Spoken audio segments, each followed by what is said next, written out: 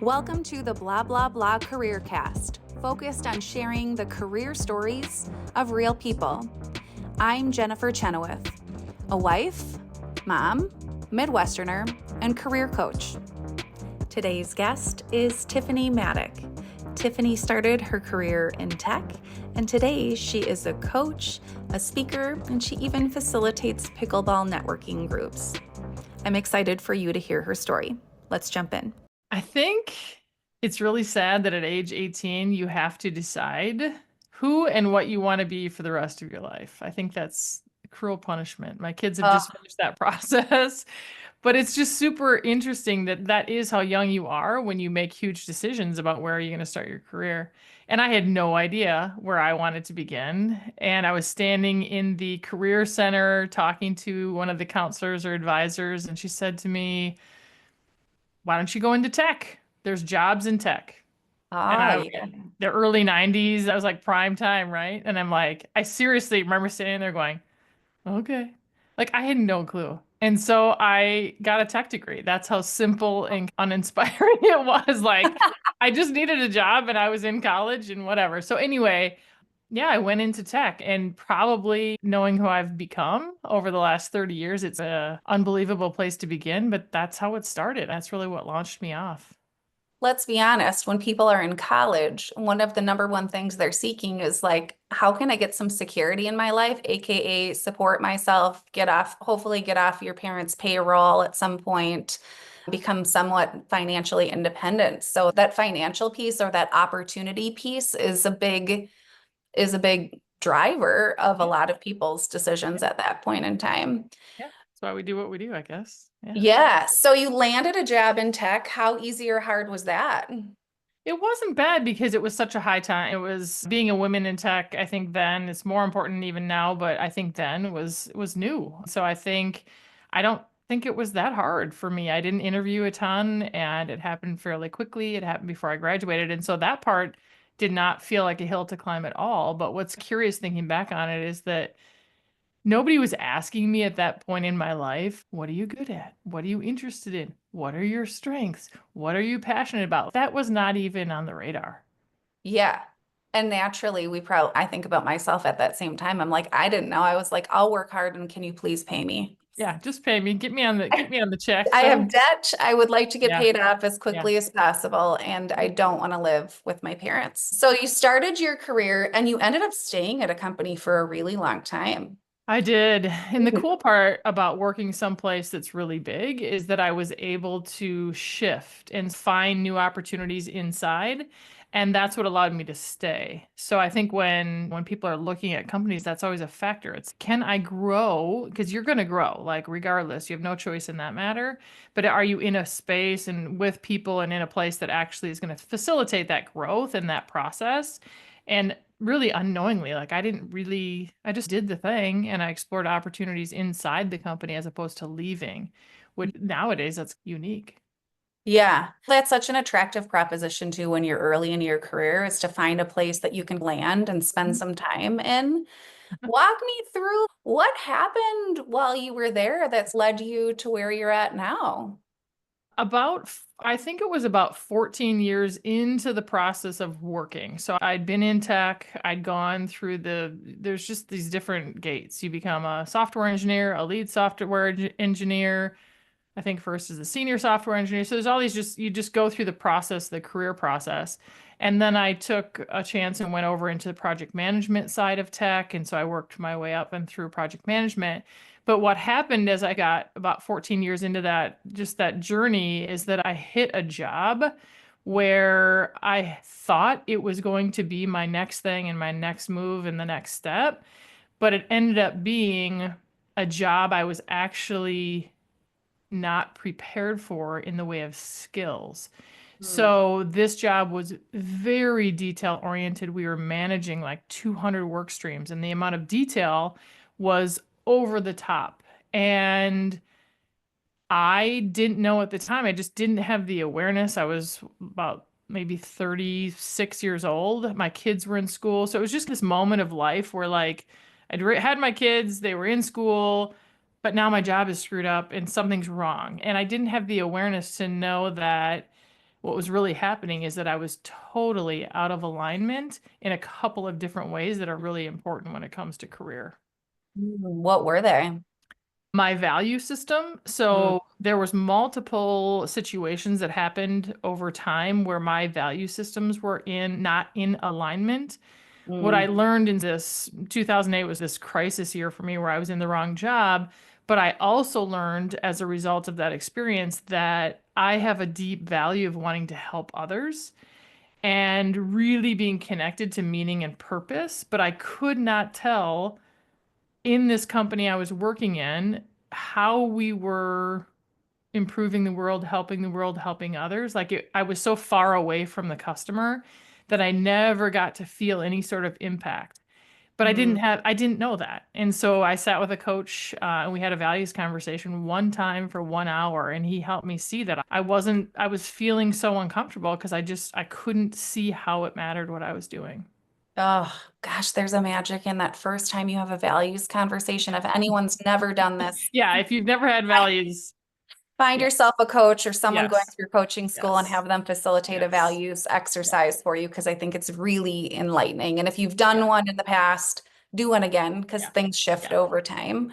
Yeah, What? I won't talk to anybody until they know what their top five values are. It's like, Yeah. why bother? Don't even Yeah. bother talking to me. Go get your values, then we'll talk Yeah. about it. But anyway, Yeah. so I'm on the same page. So now I put values at the absolute top of importance now. But then, so I got to see that my values were out of alignment. So that really hard year of 2008, what was happening because I was in the wrong job is that my inner critic, that Mm, voice inside our head that is not really that kind and great all the time, was really loud and really unkind. mm, And I just couldn't understand why I couldn't understand all these work streams and get this. I just couldn't get this job. And instead of the compassion of understanding I was in the wrong place, it mm, was more like, why can't you get it? It was more of a shame. It was a tone that was, and the thing about sitting in that for so long, so I sat in that for a year. And mm, what happens when your inner voice is so loud and so mean, over time, it only is so long before your body can actually no longer manage that level of negativity coming at it, and your body starts to send red flags. And so that mm. whole year, I started having weird health events. I was 36, so that doesn't make sense for Yeah. somebody who is young and healthy. And I was starting to get sick. I had my appendix removed in an emergency situation. Like just things happened that year that and my body was basically saying, if you're not going to listen to me, then I'm going to shut you down. And that's a really scary but eye-opening proposition that your body's on your team. And if you ignore it long enough, it's going to flare up. And that's what happened. So at the end of that year is when I got on this major, big life questions. Who am I? Why am I on Mm, this planet? Why was I born? What am I passionate about? Like, the big questions yeah. that we all want answers to. But what I ended up doing is wanting to find the answer to those questions through if I go take the Myers-Briggs test and if I go take StrengthsFinder, I'm going to go take every assessment known to humans and what I really want to happen is I want the skies to part and I want this like book of answers to be revealed Yes. to me and tells me exactly here's the job that you're supposed to be in and here's how it's going to work and here's the place and that's all just a bunch of made up crap that does not exist. We all want We all know it's this. We so want it, but yes. that's not how it works. But I stayed in that space of analyzing my life and my work and my passion. Like I stayed in that game for 5 years. I read Mm, all the self-help. I got all the therapy. I got all the coaching. Like I was trying to get myself nailed down by yeah. using my brain to do it. And I learned a lot. I really became an expert in personal growth. If you study Yeah. something that long and that hard, like you're going to become an expert.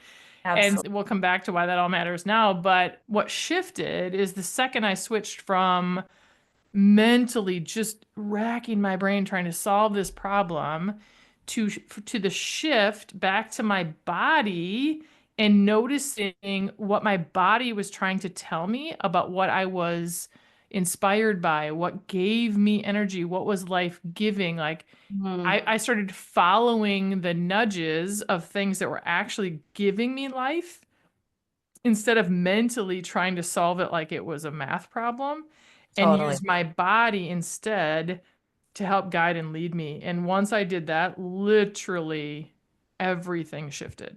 Yeah. It's an illogical proposition to start to say, my body is telling me something's wrong. And I'm super smart, so I'm going to outlogic this. There's no question you've been very accomplished in your career because you are logical, you are smart, you are capable, you know how to teach yourself things. And yet at the same time, you're like, I'm pointing at my chest, like putting an X here, like something in your Yeah. heart and atmosphere was saying, hell no, this is not your path. And that must have felt really confusing. It's why I just kept going. It's why I kept 5 years is a long time. What happened at the end of 5 years? What So was at the the end of 5 years, it really does become analysis paralysis. Obviously, that's where I was. And when I shifted, I was still in various tech roles. I just stayed with it. And then I shifted into HR, started working in leadership development and culture shaping, and literally stepped into where I was truly and fully meant to be, which Hmm. was leading people in front of the room, helping really create the self-awareness that I had so intimately studied. Leadership development, self-awareness, personal growth, it's really synonymous. Those are all the same things in my world. And so I was able to take all that studying and all that learning I had done about myself and Hmm. apply it to how do you grow an organization? How do you help people? All that I learned about myself and what it's like to bring more of your humanness to work, that Hmm. became the fuel for building culture, shaping cultures, working with teams, working with leaders all over the world. And I just came to life. I completely came to life in that work. Those 5 years of culture work at Thomson Reuters will always be like the best time of my entire career. But one more quick thing I want to say about that 5 years that I think is really important when you think of career. I Hmm. worked for a boss that saw me for who I really was. She Hmm. wasn't trying to make me be someone I wasn't, which I had experienced plenty of and Yeah. done that to myself as well. She actually said, here's who you are, here's where you thrive and do well. We're going to turn the volume up on you. Game Oh, change, absolute game changing way of leading. Absolutely game changer. So when I yeah. would come to her with my ideas, so I'm ideas, strategy, passion, energy, like go, let's just try stuff and prototype things. And she never, I can honestly say, I would come into her office and say, I think we need to do XYZ. She'd be like, all right, go do it. How did having a boss that generally honored your ideas, like how did that shift how you approached your work, the effort you gave your work? Like what changed for you? A thing about that, and this is so important for everybody who's leading, when you have the awareness to notice in other people what helps them thrive or what gives them life, and you actually assign work and you give them responsibilities that are in alignment with who they are and what they do well, you will never have to, your business will take care of itself. We Hmm. get so busy trying to get feedback and constructive criticism, all the buzzwords about making Yeah. people try to be something they're not. I don't think that's the answer. I think the answer is go see who they are, help them figure out who they are, and then get them in a lane where they get to do what they are born to do and do it well. That's to me that's the difference. Are you forcing something that doesn't work, or are you elevating something that works perfectly? Yeah, And so that's this just this distinction. it feels like that at that moment in your career, you started to experience your own magic, which was, yes, you did a lot of studying, you did a lot of reading, you probably took classes, sought out opportunities to grow in this way. but it was so in alignment with the person that you were and helping Yes. people that it was like a joy and a pleasure to Oh learn yeah. these things because I know you were like the consumption of the content becomes so easy Yep. when you're like, oh my gosh, it just keeps Yep. validating why I'm here, what I'm meant to do, all those things that are so important.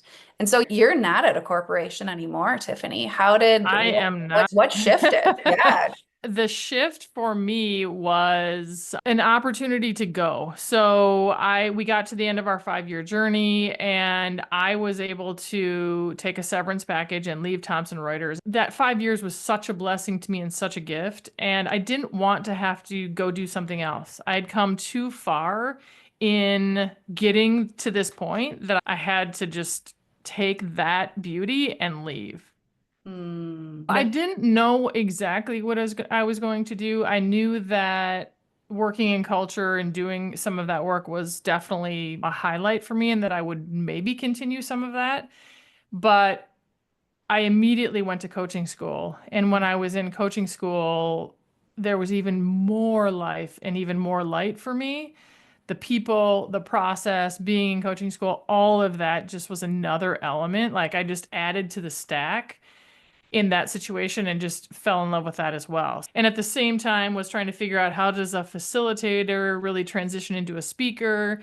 And now I've added coaching. So there just was all of these sort of elements that were happening and they're still evolving even today. But I still use the core thread that I discovered in taking action, which is I follow my heart. I follow the lead of inspiration and energy. I just take my wild ass ideas and I just go do them. We both work in the coaching space. There is this difference between this mental side of thinking about doing something and then just getting over and just doing it. And I think one of the things I've seen from you inside of our friendship is you just do some shit. Like you do things. And so what are the things that you have done that have led you to Ah. creating the coaching business that you have today? The thing about being an entrepreneur, so shifting now into being an entrepreneur to owning this business, There She Grows, is that it's really evolved and changed over time because this business is my own creative expression and I can help people in whatever way I feel like it. Whether it's a live event or pulling people together to play pickleball and network or to having people here at my house for sauna and just conversations about vitality and longevity. And there's just so many topics that I just find to be so inspiring. And so I just go find people that want to be a part of that. If you thought about going back to year Oh. 2008, Tiffany, saying, Yeah. shoot, you just got your appendix out. Ah, What would you say to 2008 version of you that you know you know now? what I love in just reflecting on that for a second is the absolute commitment I made to myself at the end of the year Mm, to never do it again. And it mm, almost makes me emotional saying it because I was at the bottom of the barrel. Like I just couldn't do it anymore. And so for me, getting to a point where just making that renewed commitment was really powerful and important. I just love the idea of listening to yourself. yeah. Your body and your mind, if you can get those things aligned, that's where the real magic lives. What an inspiring conversation with Tiffany. Her journey reminds us that career paths are rarely linear, and growth often comes from unexpected turns. Her experience reminds us that we need to align our values and listen to our bodies, both of which led her down a fulfilling career in her leadership and culture work. Great leaders truly empower people by recognizing their strengths and passions. And Tiffany's story teaches us to follow the process, trust what energizes us, and never stop evolving. Thanks for tuning in. More episodes are coming. Stay tuned.